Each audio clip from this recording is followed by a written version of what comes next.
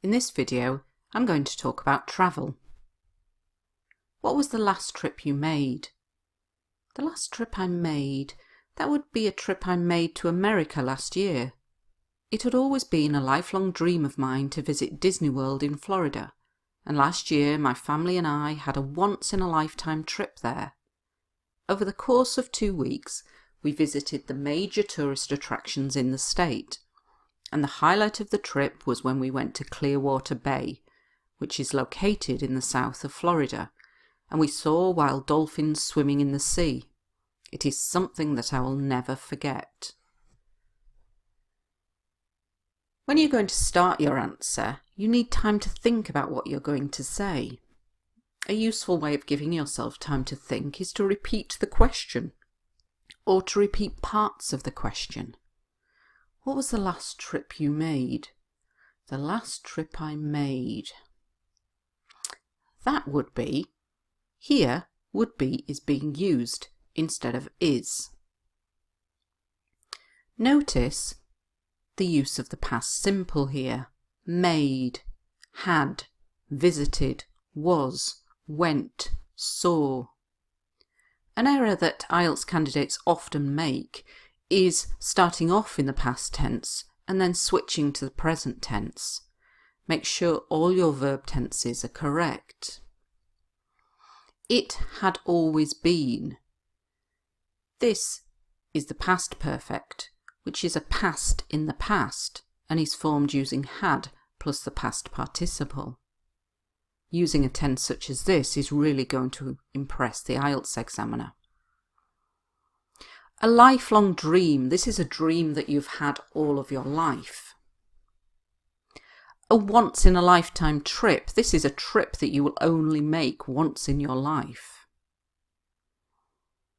Over the course of. This means during.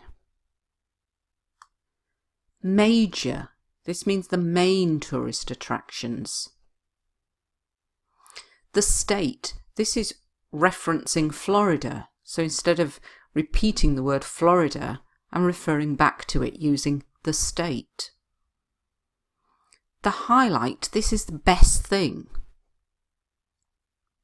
And is located means is situated or is found in. What do you enjoy about travelling? There are loads of things that I love about travelling. Firstly, I like getting away from it all. We all need time away from our everyday life to chill out, or you could say chillax. Spending time away from mundane jobs such as cleaning, washing and ironing leaves you feeling energised.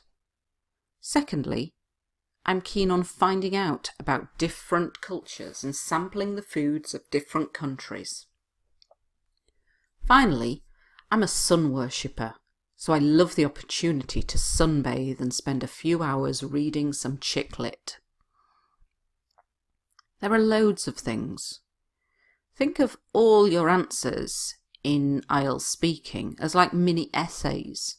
And if you start it with a topic sentence such as this, it might remind you to say more than one thing.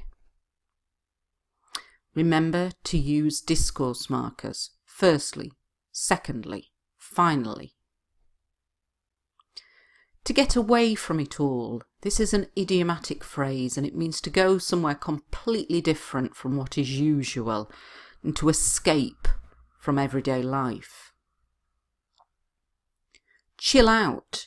This is an informal word but it's great for IELTS speaking and it means to relax. Chillax. This is a really informal word but it would impress an IELTS examiner and it's a combination of chill and relax, and we make it chillax, and it's like to chill and relax.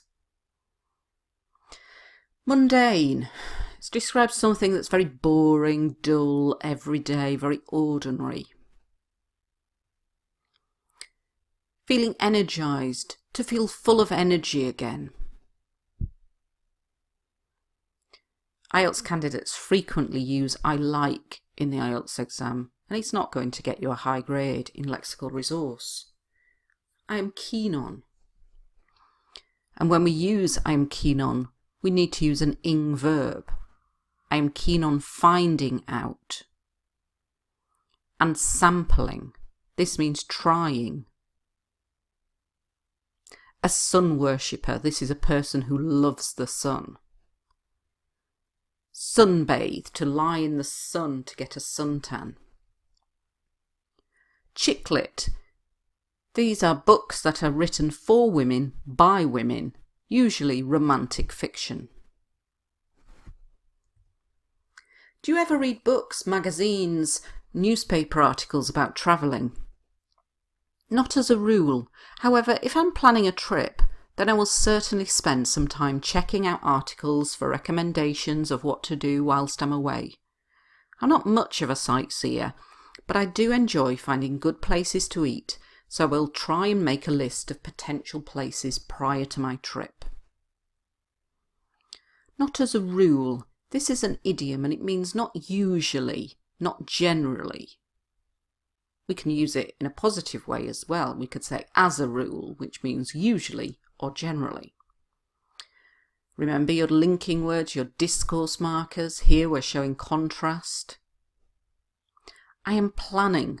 The present continuous. Try to use the present continuous in your IELTS speaking.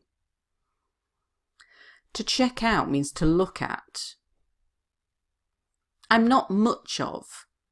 This means I don't really do this. A sightseer. A person who likes visiting the sights. Potential. Possible. Prior to, before. Why do you think it's a good idea for young people to travel? There are a number of reasons why it is essential that the younger generation should spend time travelling. The first reason is that travel broadens the mind. Exposure to different cultures can give you a different outlook on life. Another reason is this: if we've experienced different cultures and met people of different races, we're more likely to be tolerant of our foreign counterparts. Finally, it's fun to see the world and try different things, because when you settle down and have children, it becomes nigh on impossible to do this. Remember, your answers are like mini essays. There are a number of reasons why. The first reason, so instead of saying firstly, another reason, instead of saying secondly. Essential. This means it's really important. The younger generation. Instead of saying young people, try to use different expressions and phrases for people. The younger generation.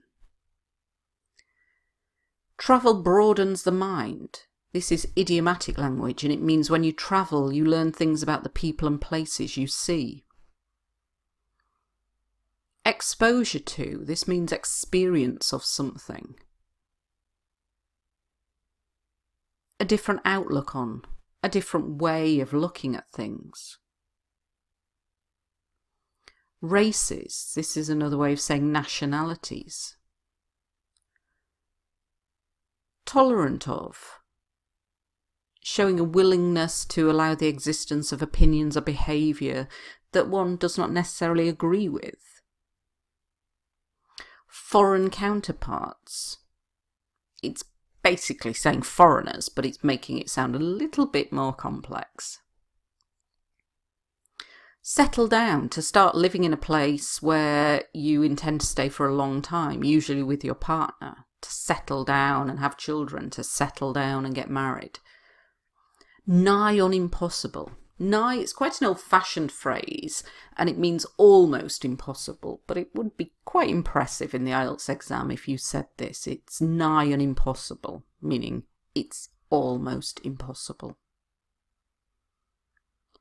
Make sure that you do the vocabulary quiz after watching this video to help you remember the words that have been used in this video.